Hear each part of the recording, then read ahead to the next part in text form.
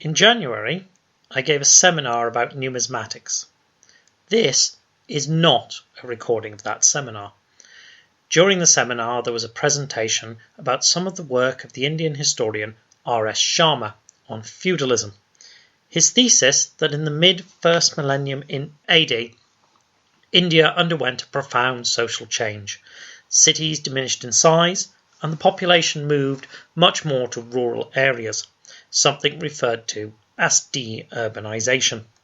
The economy began to shift, with monetary exchange diminishing and an economy based on duties which tied those who had produced things to the land. Sharma has used numismatic evidence to support this thesis. I wanted to illustrate a methodological point that to say interesting things to historians, numismatists need to take a very broad view.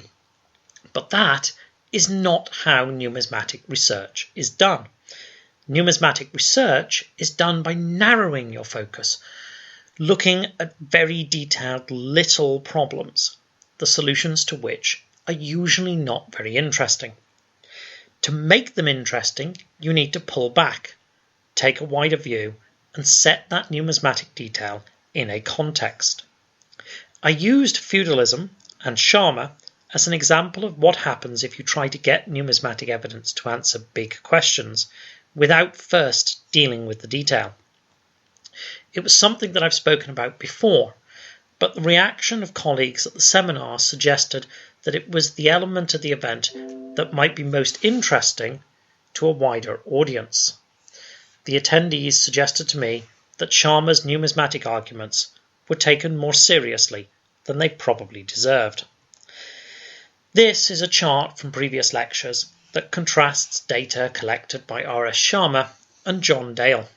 Sharma's data was collected to support his Marxist interpretation of Indian history, that the monetary economy reduced after the 2nd century AD and did not recover until the arrival of Muslim rule in the Sultanate period after the 11th and 12th centuries. Sharma gathered his data by visiting various major public collections and counting the number of coins of different dynasties that were present. He then summed these to show that coin use was very high under the Mauryans and the Kushans, the 3rd century BC to the 3rd century AD, but dropped under the Guptas. This assumes that coins in public collections are a representative sample of the coins that survive, and that what survives is a representative sample of what was made. Some of those who helped Sharma gather the data did object that a museum collection might not represent everything that was available in the market. The coins of the Naga dynasty, for example, are known to survive in the thousands, but most museums are happy with tens or a few hundred, since these are small, unattractive copper pieces of a little studied dynasty that they would be unlikely to want to display. However, Sharma wasn't the first person to attempt this. John Dale had already collected similar data based upon treasure trove reports in India. Though not presented in quite the same way, it seems to show the same basic pattern. There are a few differences, so Dale's low point comes in the Gupta period rather than just after it, but it still shows a lot of coins under the Mauryans and a drop that is only really reversed with the advent of Islamic rule. This is big vision history, asking questions of numismatic data, and the problem with it only really becomes apparent when you start to compare it with the small details. Since the 1970s, the gold coins of the Kushan dynasty have been subject to a sort of analysis called a dye study.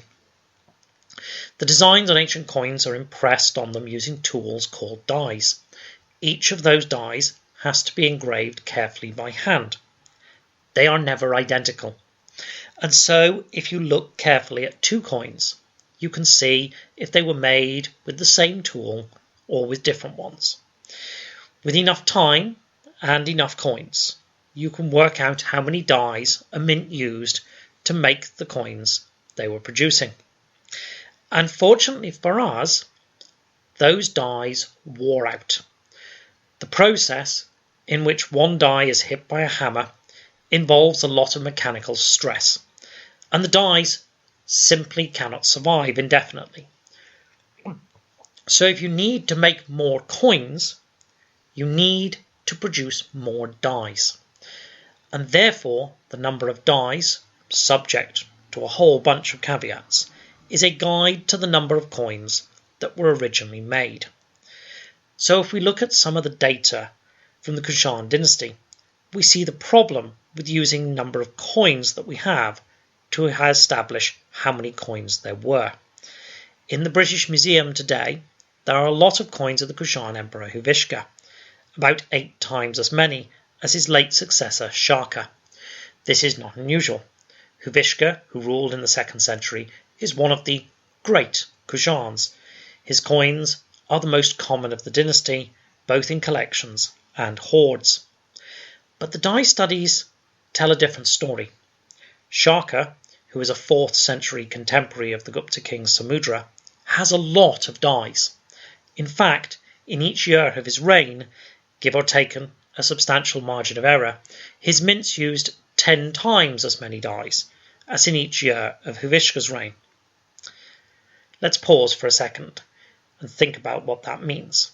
Sharma and Dale's data suggested that coin production was falling at the end of the Kushan dynasty as the Guptas came to power. But this suggests production of gold coins at least had increased by an order of magnitude. And there is a lot of detail here. We know a considerable amount over studies that have been done of a period of about 40 years about the coinage of Sharka and Huvishka. It is absolutely certain that Sharka's coinage was much larger than Huvishka's. What about the Guptas themselves? The nadir of the monetary economy in Dale's data. Well, we cannot know for certain, though we can generate numbers. The detailed work here hasn't really been done. We don't have the systematic, highly detailed die studies available for the Kushans, only preliminary ones. Certainly, the production of gold coinage in the 4th century under Samudra and Chanda must have been much greater than under the Kushans of the 2nd century. I've personally seen more dies of Chandragupta than were used in the whole of Huvishka's reign. If we create a chart like that for presenting the data from Sharma and Dale and use it to present the die studies data, we get a completely contrary picture. Now, coin production rises dramatically between the 2nd and the 4th century, albeit we are talking here only about gold. It's not hard to work out why there might be this difference. There are lots of problems with counting coins. There's the basic problem of comparing raw counts, when in one case you may be dealing with a copper coin, and in the other case you may be dealing with a predominantly gold coinage, as is that of the Guptas. But there are also problems with which hoards get reported, which coins appear on the market, which coins are collected, which coins are acquired or donated to museums. This doesn't, of course, mean that Sharma's feudalism is wrong. His original thesis wasn't based on coins, though his use of numismatic data to support it is clearly nonsense. We don't really know how the supply of money changed in the 1st millennium. We can see only very narrow snapshots, such as this example of the gold coinage in the 2nd to 4th centuries. And so we cannot be certain if it went up or down, or if something much more complicated was happening. But we won't find out by counting coins. We'll find out by piecing together detailed numismatic research, most of which was not conducted to answer this sort of big question.